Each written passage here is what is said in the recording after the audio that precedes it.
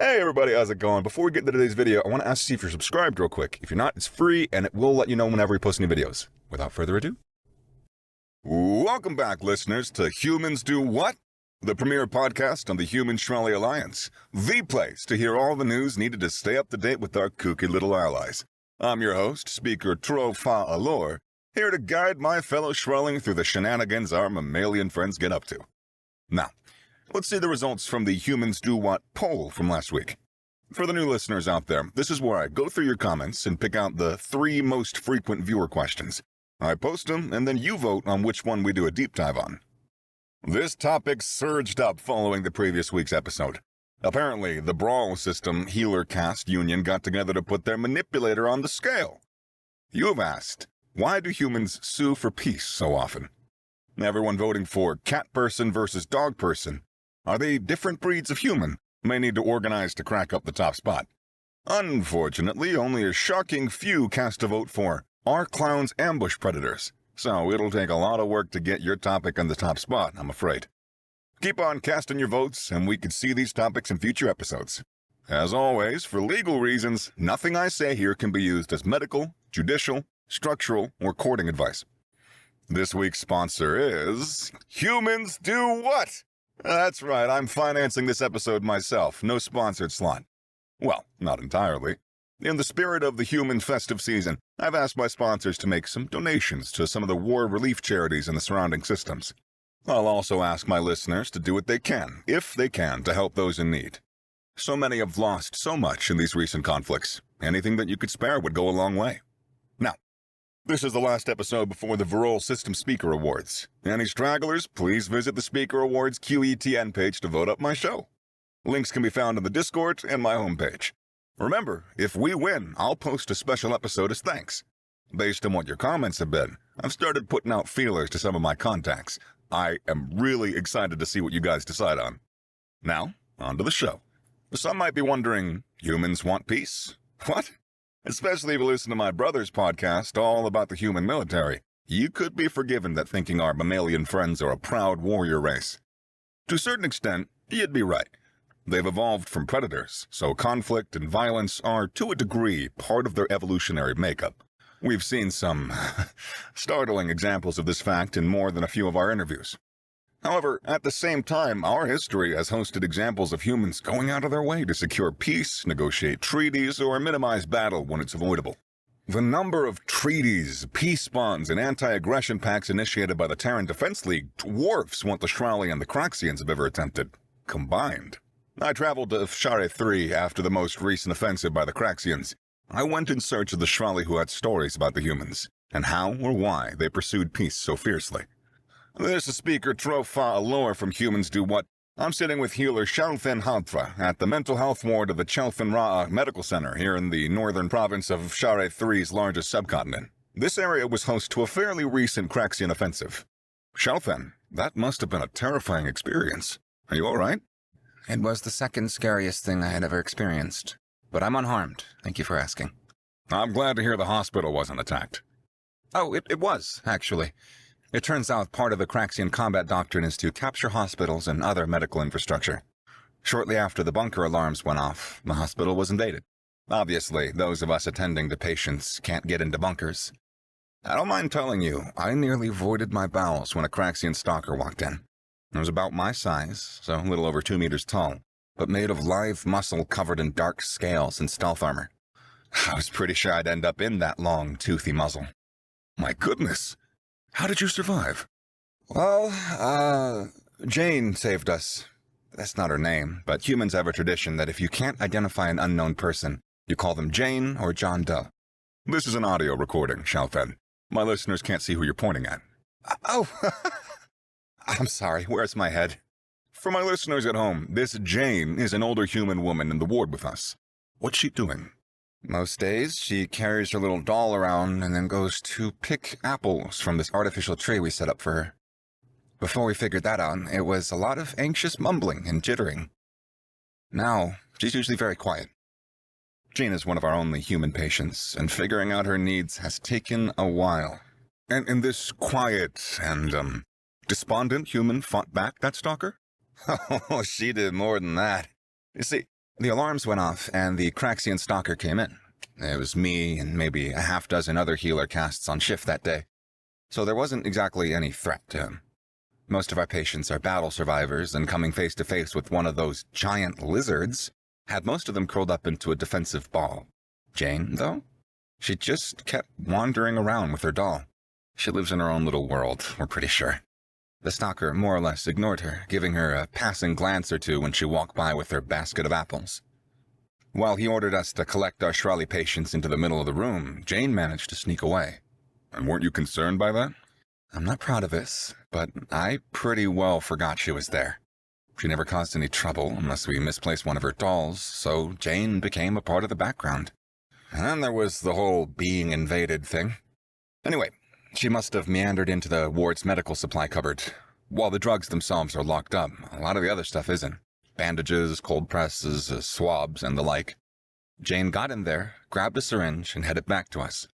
I saw her, calm as can be, walk up behind the stalker who was overseeing us collecting up the other patients. She drew that syringe out of the apple basket, pulled the plunger back, and stuck it into the Craxian's side, pressing it all the way down. An empty syringe? What did she expect that to do? Technically, it wasn't empty. It had a bunch of air in there. Well, the Craxian whipped around and hit her with the backswing, and she went tumbling across the floor until she smacked up against her little apple tree. "Collect that stupid human meat," he said to me, and then one of Jane's apples bounced off his head. We both turned to find Jane standing there with a face I'd never seen on the human. Most of the time, she's the way she is now, with her happy smile and soft eyes. Then, though, she had a strange, unsettling clarity to her. The stalker recognized a fellow predator, shifting his attention away from me. He got low, focusing entirely on Jane. She didn't react, as though she found his posturing a waste of time. Technically, I guess it was. The stalker died before he could even move into a lunge. Wait, what? Why? Jane's empty injection? Bubbles from as little as 7 or 8 millimeters of air in the bloodstream can eventually hit the brain. Jane injected 10 times that, and it caused an embolism. The Craxian suffered a massive seizure and then flatlined. But that's not where she stopped. She walked to the body, gave it a quick pat down, coming away with a combat knife. Looked more like a short sword on the human. And then she came over to me. "Get up," she said to me with a level of authority I'd never heard from anybody. "I need you to follow me. Be quiet, do what I say, and you'll survive." From there, we started working our way up to the cryogenic storage department. Did you come across any other Craxians? Yes, just a manipulator full of times. While taking over medical infrastructure is a cornerstone of Craxian invasion doctrine, they don't waste a lot of lizard power on it. Hospitals aren't well guarded or staffed with many warrior castes. Each time, Jane would rush forward and cut tendons, then throats. I stopped throwing up after the third one. Eventually, we all got to the cryogenics department. Our hospital primarily used it to induce hibernation in terminally ill patients. Jane had me use the controls for the liquid nitrogen distribution system. She was too short to reach the panel, and the Shrally monitors are meant for compound eyes. She had me release the liquid nitrogen into the ducting for the entire hospital. It rapidly cooled the air down to below freezing, and while that was happening, I spoke to her. This was the first time I'd ever seen her even vaguely cogent, and I wanted to get a better understanding of why she acted the way she did. "Where'd you learn to do all this?" I asked. "I used to be the head of an anti-terrorism task force," she said, watching the temperature indicator drop. "Including Craxian and Shrally terror cells. Both species are cold-blooded. Everybody outside this room is falling asleep from metabolic shock." "What?" I hesitated, not sure her current level of clarity would survive delving into the cause of her weird fugue state. In the end, I had to know. "What caused your condition?" "Defense mechanism," she answered simply. After a prolonged silence, she continued. "My last job, it was a Shrally terror cell here on HFY 3, religious whack jobs. It kidnapped a bunch of kids." Her tone was monotone, but I noticed how her hand tightened on her weapon as she spoke of it. I actually remembered that from the news, years and years ago. Before our interview, I looked into it, and Jane was admitted around that time. We breached a stronghold, fought past their defenses, took a lot of losses. And when we finally got to the main chamber, we were too late. Oh, no. I read that there were no survivors. Jane, she didn't take that failure well. I killed the ones who did it. All of them, she said, her face never changing from the clinical, stoic mask, though tears began to fall in a steady stream. I shot them until I ran out of bullets, and then I stabbed them until my knife broke, and then I beat them until my fists broke. And when the Shirali authorities eventually found me, I was just stomping on them. She looked down at the blade in her hand, the brown Craxian blood on the metal. My mind couldn't handle it. Too much hate, too much anger, sadness, pain, loss, and stress in my skull. A war in a bottle. It was easier to find a peaceful place to live in. A nice memory where that was far, far away. If she had enough clarity of thought to explain all that, why is she like this now? Back to picking apples and carrying around her doll. I don't know, honestly. Human psychology is already very strange. But I think her survival instincts pushed her out of the delusion only while she had to deal with the situation.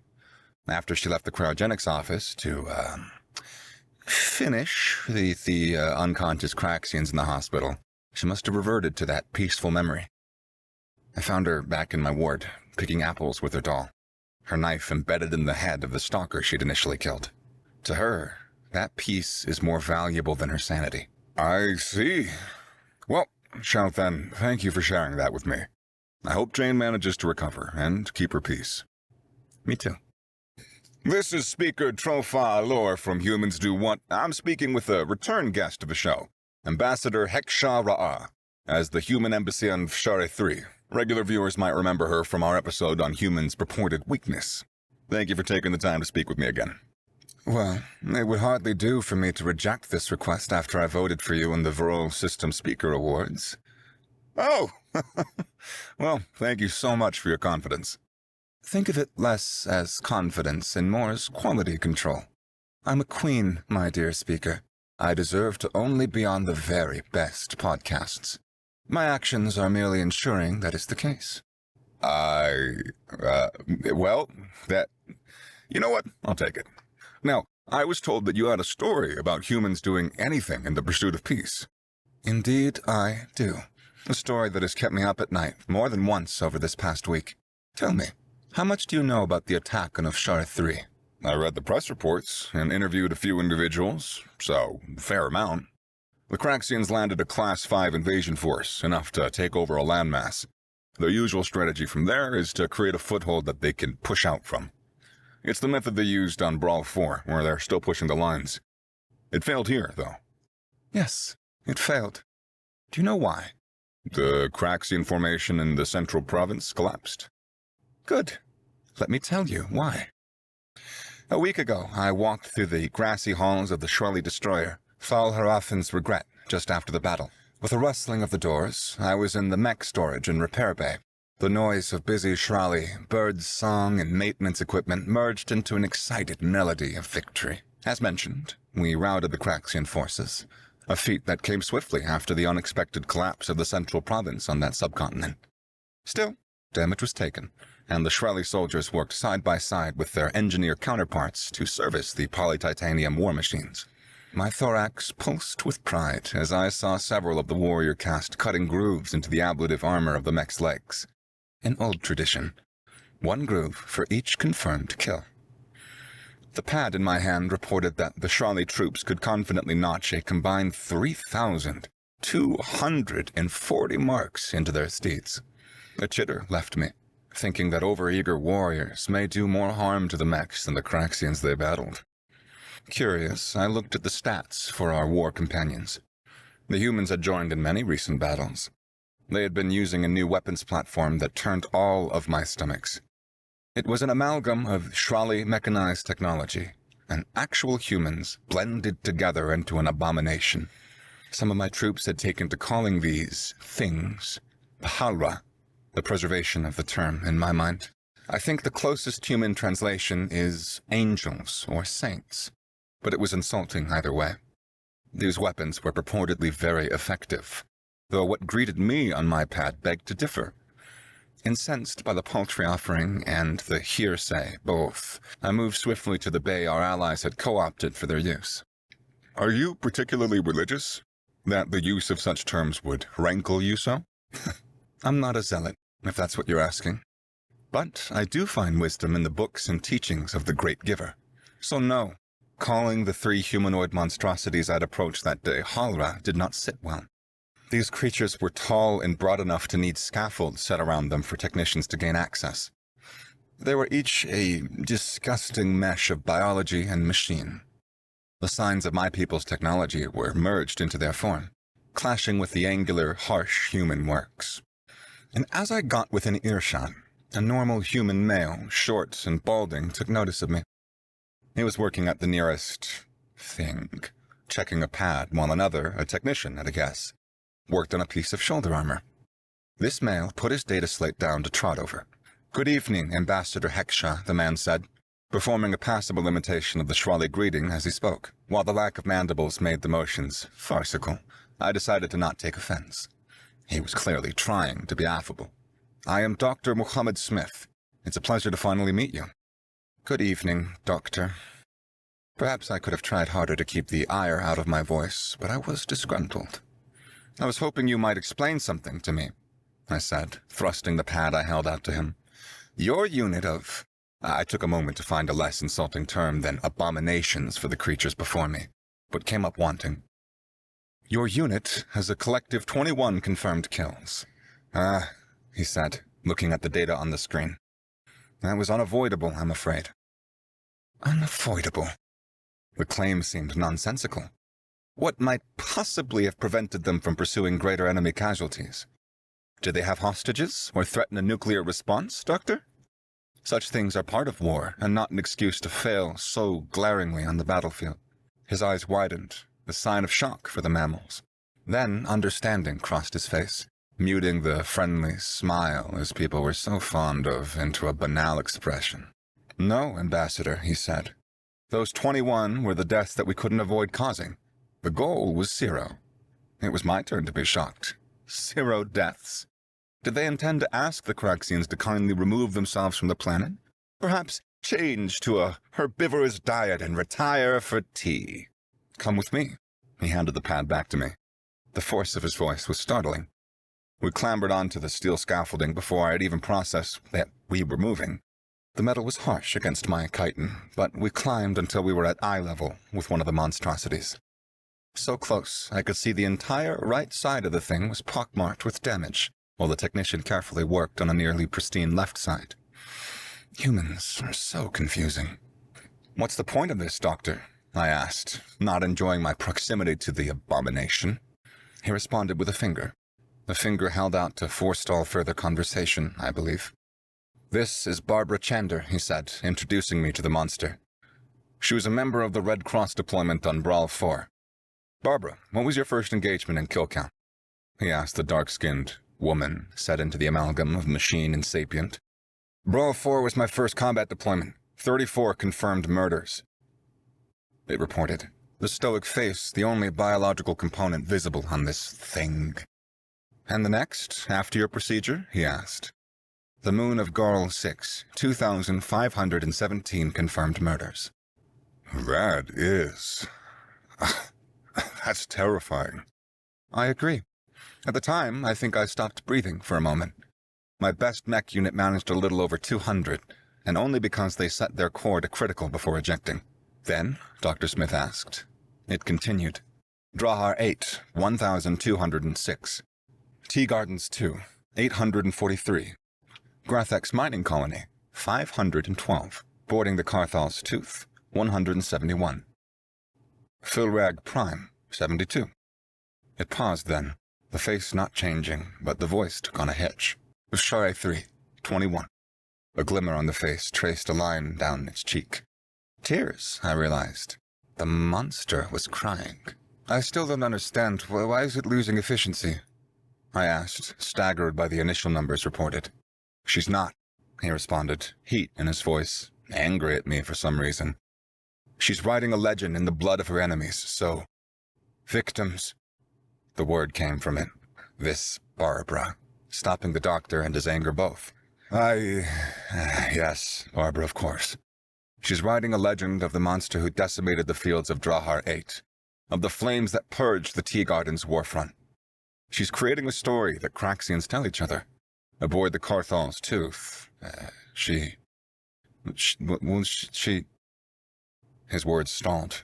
Tears of his own trailed his cheeks as he placed a hand over his mouth, as though afraid further sins may escape. I skinned their captains in front of the crew, the weapon said, deadpan, face unyielding save the steady stream that ran from its eyes. I killed him after his screams grew too quiet to be picked up by the PA system. By the giver's grace. Why would she do that? It was my first thought, after nearly disgorging my last meal. Why was all I managed. Look at the prisoner report, the doctor said. Tired, drained of vitriol. I did. Approximately 1,000 Craxians just gave up. No shots fired. The central province that collapsed so suddenly was a surrender. Fear of this demon broke the back of the Craxian forces before my mech units even took the field. Unorthodox, but clearly effective, I said, adjusting my appraisal of the efficacy of the humans. That's not why she's doing it. You're still misunderstanding the point, Ambassador. He pointed at my datapad, eyes locked on mine. You see numbers in a report. We don't. Those are lives. People. They had wishes, mothers, and family. Every life she takes hurts. The first, 50th, 5 millionth, each death is a tragedy, one she literally wears on her sleeve. He motioned to where the technicians worked. I looked closer and found tiny, elegant writing in the human tongue. Names. Thousands of Craxian names painstakingly written on her left chest armor, rib plating, and shoulder pauldron. Names, I realized, she protected, taking fire to her right side so that none of the fine etchings were damaged, none of her victims forgotten.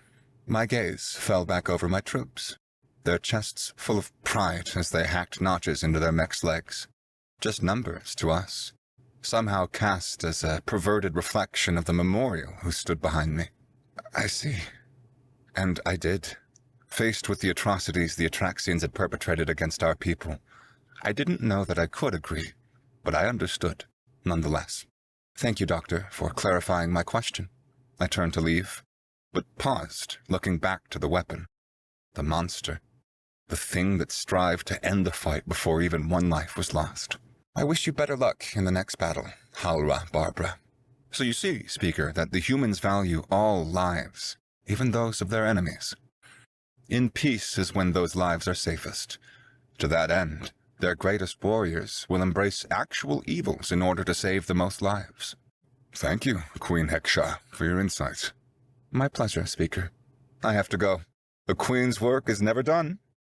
Good luck with the Speaker Awards.